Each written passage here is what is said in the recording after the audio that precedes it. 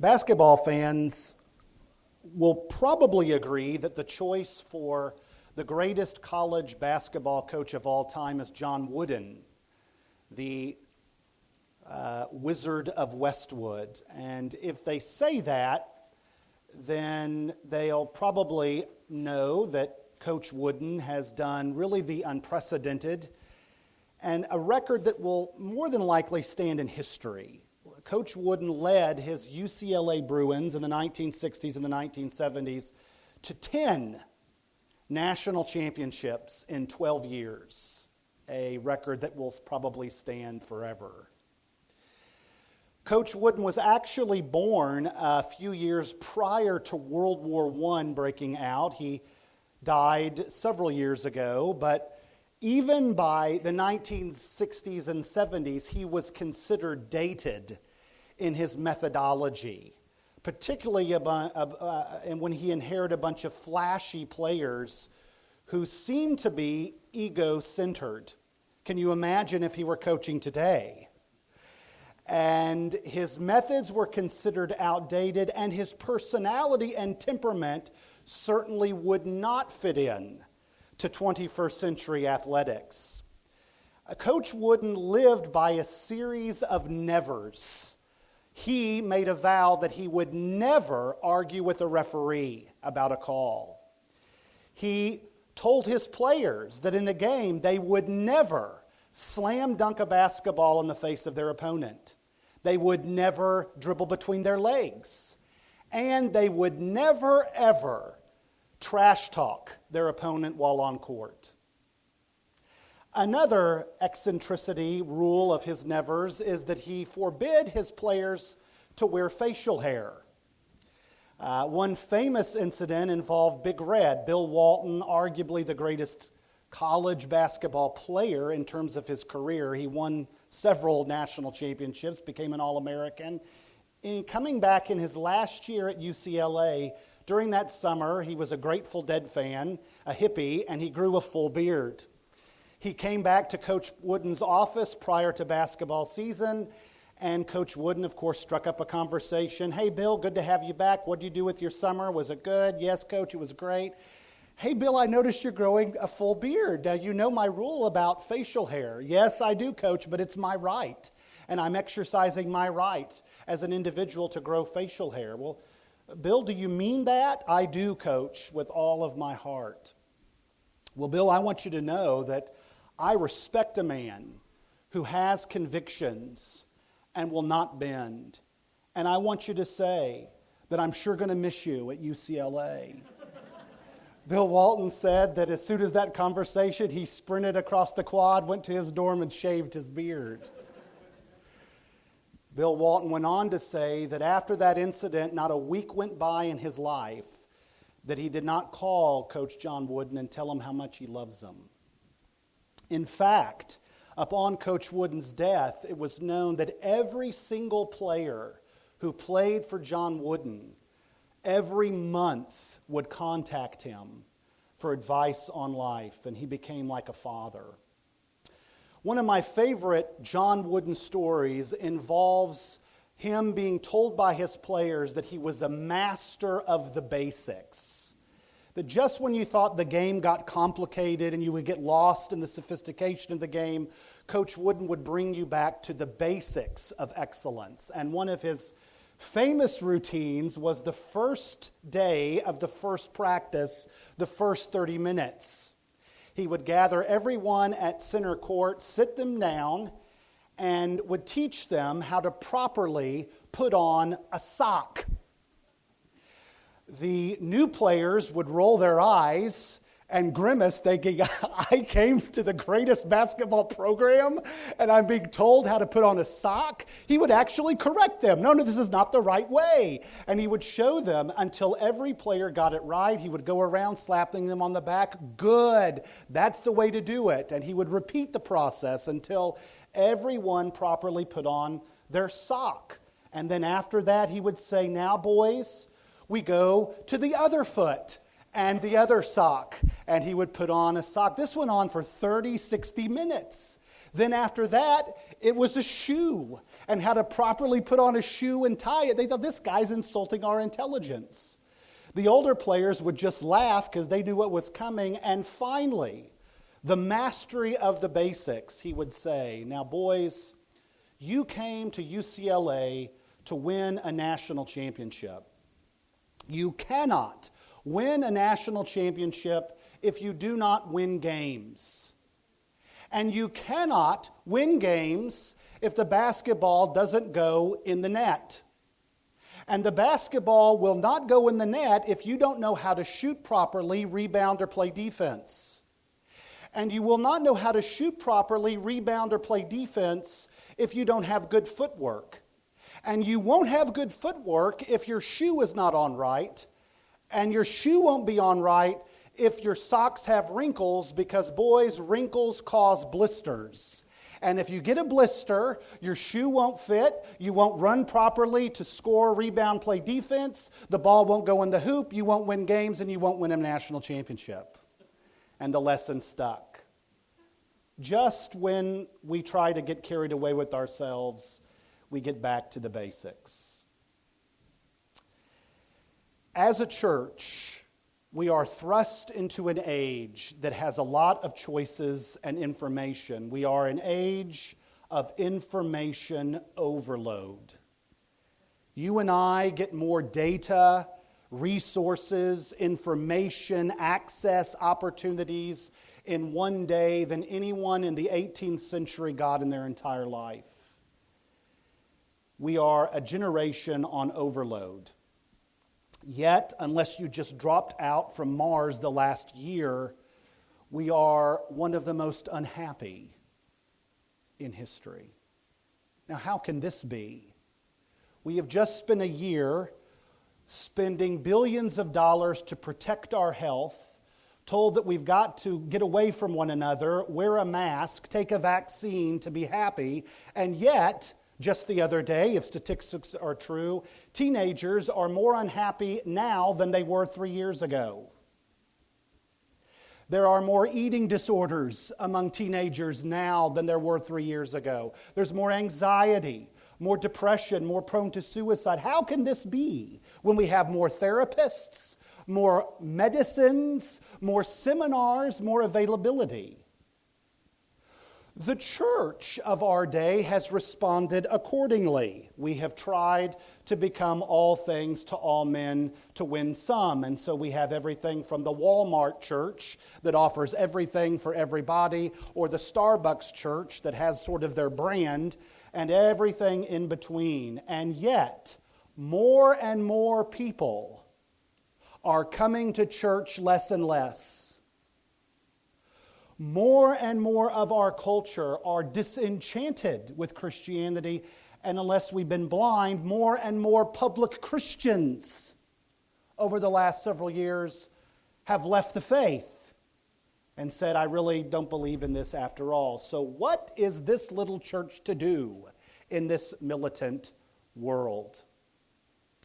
It reminds me of the story that I heard of a little short man who tried to nail a picture on his wall because of his size. He couldn't reach it, so he took a kitchen chair and got on the kitchen chair, but he was still short of his goal. So he yelled for his wife, who came down, saw his plight, and went to the garage and got a stepladder that she then put on the kitchen chair for him to get on top of the stepladder. He still did not have his target aim. And so she ran up to the attic, got a wooden box that her Christmas decor came in, put the wooden box on the stepladder on the kitchen chair that was on the floor. He finally got to the perch, got to his spot, and of course, doing weeble wobble, lightly tapped the nail, and his wife from the bottom scoffed at him as he was trying to do a juggling act, said, "You'll never drive that nail the way you're tapping it." And he said, how can I be effective on such a shaky foundation? The Church of Jesus Christ is being blasted with things today we weren't dealing with 5 years ago. We are, as a church, even at 8130 Lackman, dealing with environmental issues and a Christian's response to the environment.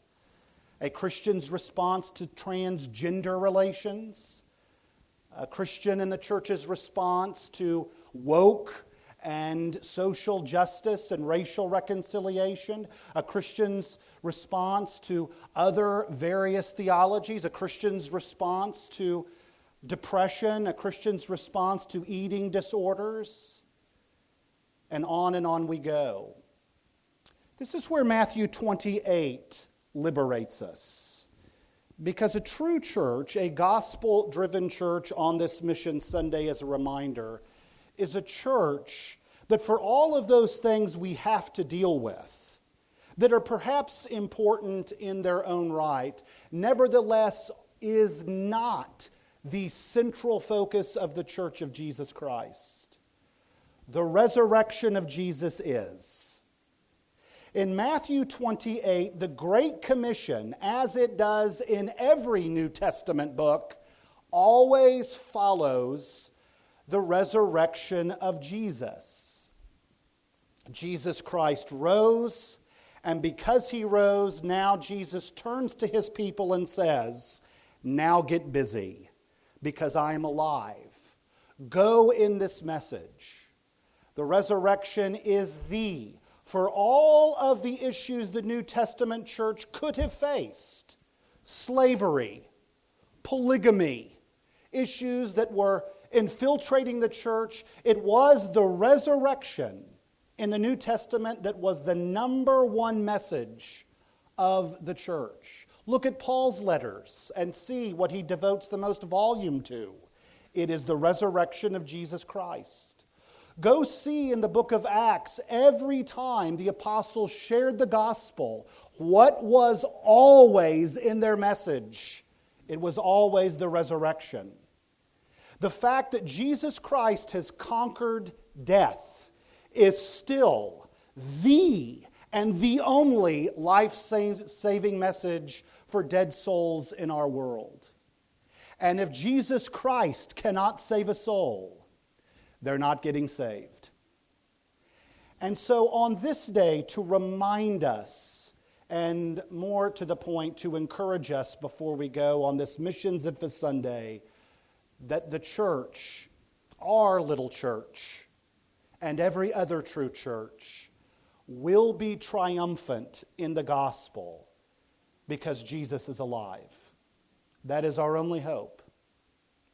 And so I commend two aspects. We know, of course, the Great Commission. We know our marching orders to make disciples. That's the command, right? To reproduce people who believe in the resurrection. To reproduce students of Jesus, followers of Jesus, literally pupils of Jesus. That's the church's mandate, to make disciples. We do it in our going, in our baptizing, in our teaching. But wrapped around verse 19, like a great sandwich, verse 18 and verse 20 is what I want to commend to you to encourage you today. And they're all related to Jesus and his resurrection.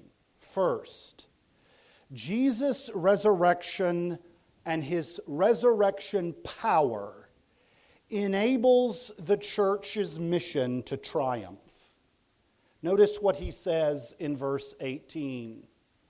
All authority has been given to me in heaven and on earth. Now, as your eyes look to that holy writ and you muse over it, only Jesus has that on his resume.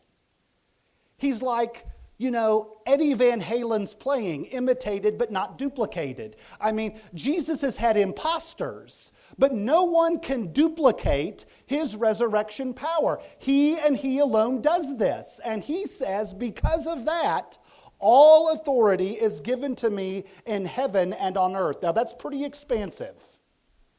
Jesus is saying, everything on earth, everything in the heavenlies is my domain.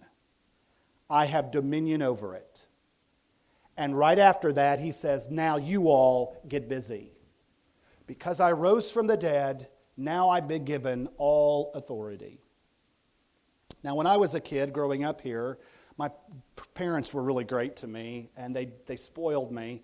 And they took me to a lot of perennial events in Kansas City. For example, every year we saw the American Royal Rodeo.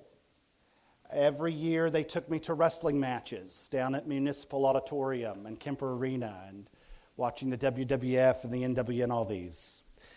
They took me every year to the Barnum and Bailey Brothers Circus. But my favorite perennial event was they took me to the old Kemper Arena and I got to see the Harlem Globetrotters play basketball. And if you grew up in Kansas City or probably any major city, before they would come, they would advertise on the TV, and all they would do is have a whistling jingle. And when they would play the whistling jingle, you knew who was coming to town. And every year, for decades, the Harlem Globetrotters, sort of basketball's version of vaudeville. I think Dude Perfect is the closest thing to the Harlem Globetrotters now. The Harlem Globetrotters would come, and they were a mixture of athleticism and entertainment. And they always played a team called the Washington Generals in this gaudy 1950 green and yellow jerseys, two-tone.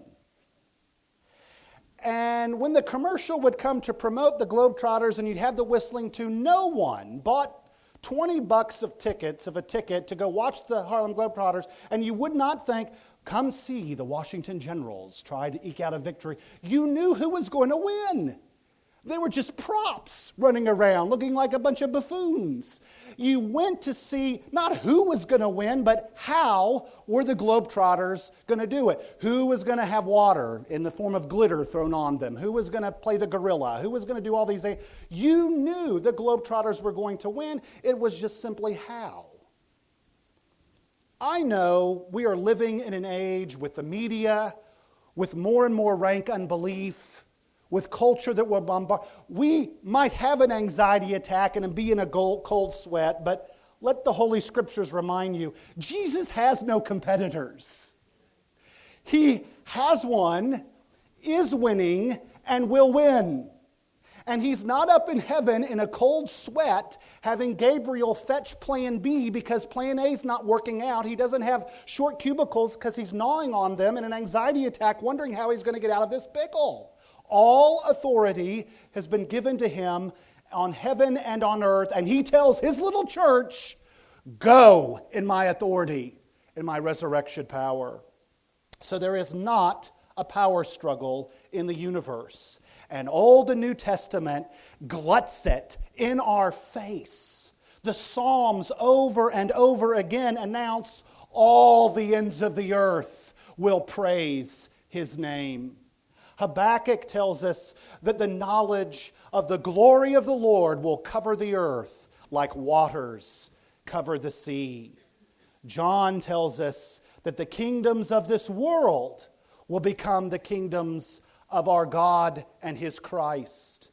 Paul says every knee will bow and every tongue will confess that Jesus Christ is Lord. They can huff and they can puff, but they're going to bow. It is just a matter of time. Jesus Christ is Lord on the basis of his resurrection power, and that gives the church hope that our gospel will triumph. Second of our two promises today is that Jesus' resurrection presence enables the church's mission to triumph. This is the other piece of bread in our sandwich, verse 20, where, interestingly, Matthew's gospel ends this way, where Jesus says, and I am with you always to the end of the world. Now, I know what we do. I do it. We sort of apply this to our individual life. I'm having a rough day and I feel all alone. But Jesus promises, I get it. That will work in other places. But in this particular context, it is to a battered church being sent out into the world where Jesus says, you are not alone. I am with you. In fact, just to spike the football, he uses a present tense. I'm right here, right now with you. And as human beings, assurances and promises warm our hearts. One of the greatest singles of all time is Whitney Houston's rendition of Dolly Parton's hit, "I Will Always Love You." One of the great scenes, the mottos, the mantras of Star Wars, "The Force will be with you always." And who among us, when we are discouraged, what do? We run to the Scripture to get promises and assurances that God is always going to be faithful. And here is Jesus sending his little church into a hostile world, interestingly, a place where some will reject the resurrection, as verse 17 says. But he says, "I will be with you." This is very important as we confront culture today. When I moved here in 2004, Lenexa had just finished up a religious survey. It was bought and paid for by the Chamber of Commerce. They wanted to see the demographics of how religious we were. It went over so well, they redid one in 2014. And I think they're getting ready to do one for 2024 every 10 years. It's very interesting, the stats they come up with. In 2004, they found out that there was roughly 300,000 people called Johnson County home. That's actually increased from 2004 to 2014. About 360,000 now called Johnson County home. Lenexa has grown by 11% in that 10-year time. But when they surveyed the respondents with their religious interest, if you're a numbers fan and believe them, it had some interesting results. In 2004, 61% of Lenexans surveyed said that they had no interest in Christianity, or a nominal one at best. Nominal meaning they come at Christmas and Easter and when there's a funeral. In 2014, that number increased by 68%. Now, you can use numbers the way you want to, but if we were to believe them, that means of 10 people you're going to meet today, in a restaurant, at the gym, at the park, on the bicycle path, up at Hen House, 7 out of 10 don't care about Christianity, or have a minimal interest in Christianity, or as I translate it, they know they're not Christians and they don't care to be one. 300,000, and there's what? 100 of us here today. I mean, we might get the feeling we're outnumbered. And so a verse like verse 20 is incredibly helpful for the advancement of the mission. I am with you always, to the end of the age. I am with you always, unto the end of the age. Brothers and sisters, we go in God's presence. He is with us, you see. Robert Murray McShane, who died when he was 29, once said, "If I knew and I could hear Jesus Christ praying for me in the next room, I would not fear 10,000 enemies." And then McShane amended it and said, "But he is praying for me." If I could redact that, we should not be afraid of 10,000 enemies because Jesus Christ is with his church. And that resurrection power and presence makes that a reality. And so as we meander the fellowship hall this morning, and as we talk about Indian ministry in a moment, and your missions ministry, know that if you go in the gospel, Jesus is with you. On September 11th, 2001, United Airlines Flight 93 crashed in western Pennsylvania. We learned later that those people were heroes and saved innumerable potential losses because of their quick wit. They had actually learned in flight of the already attacks on the Twin Towers, and they suspected that they were one of the airlines that was going to be redirected toward D.C., and sure enough, that's what took place. 38-year-old Tom Burnett, who was an executive of a medical research company, got on his cell phone, and he called his wife. Now that right there is remarkable. What do you say to your wife when you know you're not coming home for dinner and you know in real time what is happening? He's got only a few minutes and he tells her how much he loves her and for her to go live a wonderful life and be happy. And then he ends the conversation, according to her record, by saying this: all of us are going to die, but some of us are going to do something about it. Now that's compelling theology. Let me redact it from Matthew 28. Jesus Christ has risen from the dead. Now we're going to do something about it. It is the worship of this resurrected Lord that drives us to do missions and evangelism. It is the reality that one day you and I, sooner today than yesterday, are going to be gathered among every tribe and tongue and people and nation, gathered around the throne, saying, worthy is the one to receive all glory, honor, and blessing. And that should drive us to go to the nations and tell them, we've got good news. Jesus Christ has risen. And He and only can take your dead soul and give you life. Let us pray together. Father, I thank you for the patience of your people, the assembly of your saints. God, this is a message all of us could preach, all of us could redound, all of us could recite, and thank you for the reminder. Now help us to get busy because you rose.